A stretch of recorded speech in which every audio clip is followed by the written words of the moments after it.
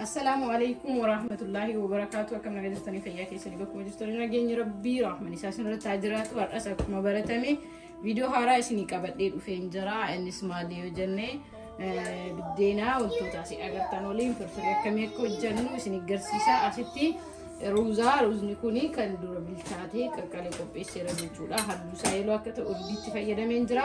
Asitti salaaxaadha, asitti shunkurtii fi qullubbiidha. Kun barbarree, timaatimii, foon diimaa, zayita, asitti immoo daakuu zinjibilaa, daakuu qullubbii, ashaboo fi makallashaa fi kororimaadha jechuudha. Maal goona magamanmaan gara hojii keenyaatti ceenaa hanga xumura qophii kiyyaa nafaana tura.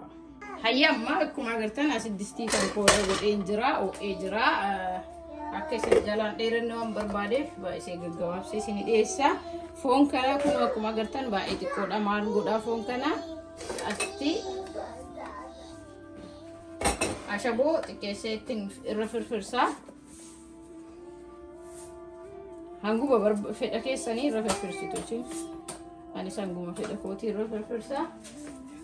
Sana booda maal gootu hunda barbarree irra firfirsitu. Yoo qabaattan acheettoo itti godhuu ni dandeettu. An acheettoo fixadheen jira.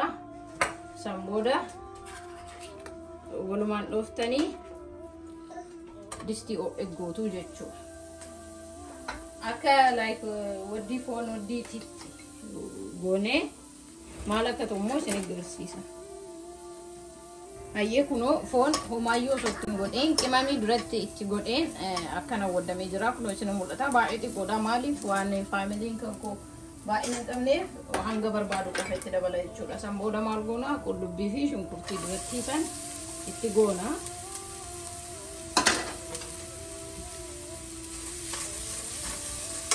Bilcheessuu fi yaaddootu jechuudha booda yeroo buddeena itti goonu. Maaltu bilcheessuuf nu yaaddessu hin jiru jechuudha.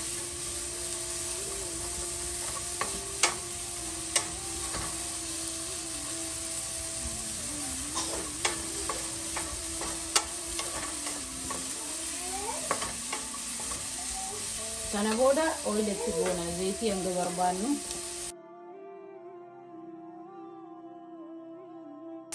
Amma xiqqoo ishee shunkurtiin keenya hanga duduutti qullubbii fi zinjibila kororimaa makallashaatti goone xiqqoo hanga daqiiqaa takka hojjechiisna.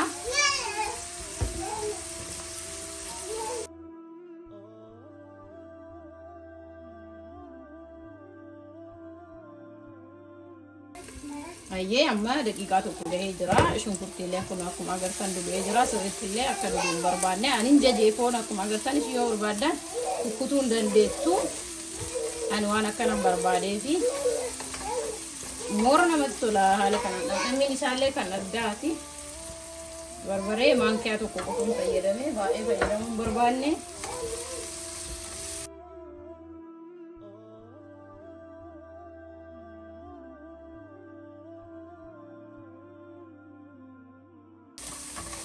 Sana booda maal goona timaatimii keenya ittiin bishaan hin fayyadamne waan irraa beekuu qabdan tokko bishaan hin fayyadamne barbaree bishaan itti godhuu baattan wantoota kanniintu ajjeesaa akka nama hin gubne jechuudha.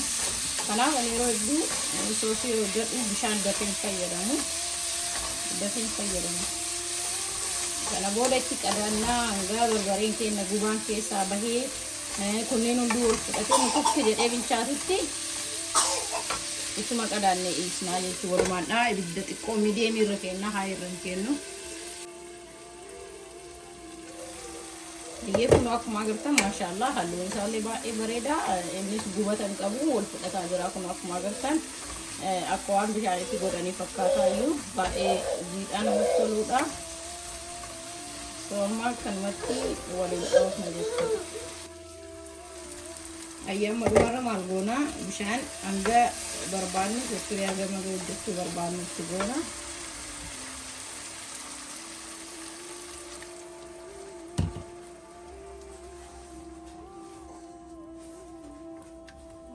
San booda ka yeroo inni bishaan kun sirriitti tiktikki jedhee wal fudhatee yeroo barbaadan dhadhaa itti godhuu ni dandeessu. ani waan hin barbaanne ittiin godhuudha.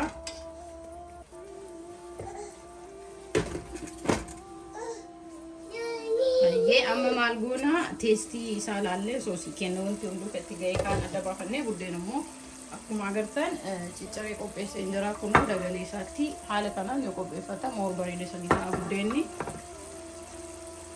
Amma ka dhandhamni isaa wanti hunduu itti ga'ee kaan ni ilaala.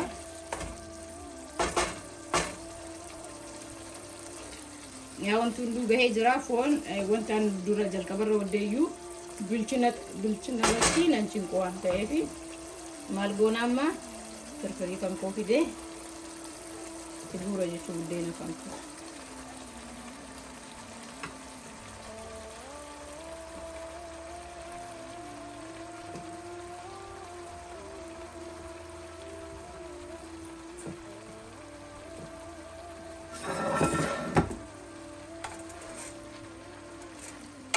Kuno sheepin inni ciccirameen kun isin jalaan banne maal gootu akkuma jiru kanatti suuta akka nama waliin dha'u meeshaa bal'aa fayyadamtanii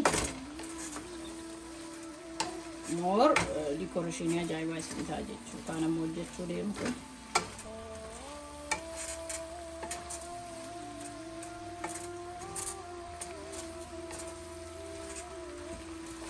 Okay, egaa akkana goone kuno baay'ee waliin dhoofne akkuma agartan jidhaa badee bira dabrees miti gogaa bira dabrees miti wanti firfitichi sana booda maal gootu ruuza irratti isin garsiise keddanii irratti firfirfattu jechuudha. Kun ruuza moor yoo akkana bilcheessitan qofa isin toluu danda'a malee yoo wal qabatee bilchaate akka nama godhu kanaaf seetu.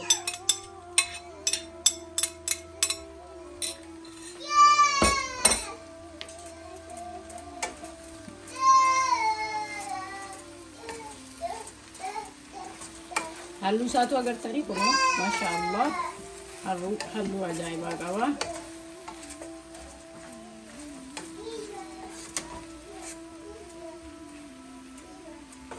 Ibidda keessan irraa cuftu jechuudha.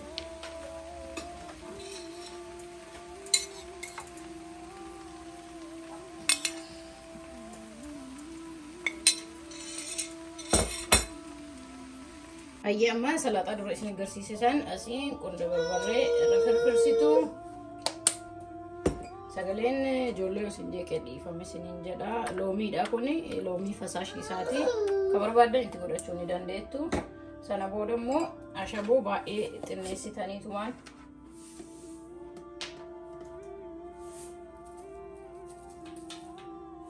itti gootu ooyilallee baay'ee xiqqoo ta'ee itti godhattu. Achitti yoo qabattan itti fayyadamuu dandeessu. Ani fixadhee jira. San booda waliin. Hayyee kunoo maashaallah hedduu namatti tola. Akkuma agartan kana qopheessee jira. Yoo feetan maankiyaan shuukaa fayyadamtu, yoo feetan buddeena feetan daabboon fayyadamtu. Meeqa amma teestii isaa laallaa wajjini.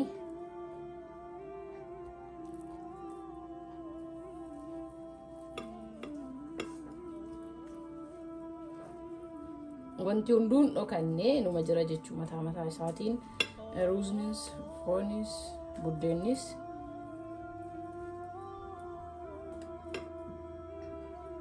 isaan booda maal gootu salaaxaa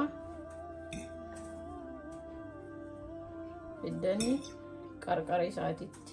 Hayyee kunoo akkuma agartan firfirii koo ruuzaa fi foon salaaxaa waliin haala kana fakkaatuun hojjedhee nyaata fayya qabeessaadha. Amma teestii isaa waliin ilaallaa. Bismillahirrahmanirrahiim. Waan kaanis fayyadamuu hin dandeettu.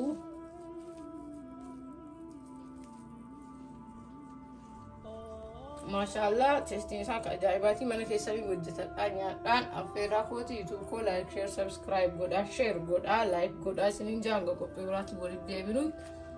Assalaamu alaikum wa rahmatullahi wa barakaatu.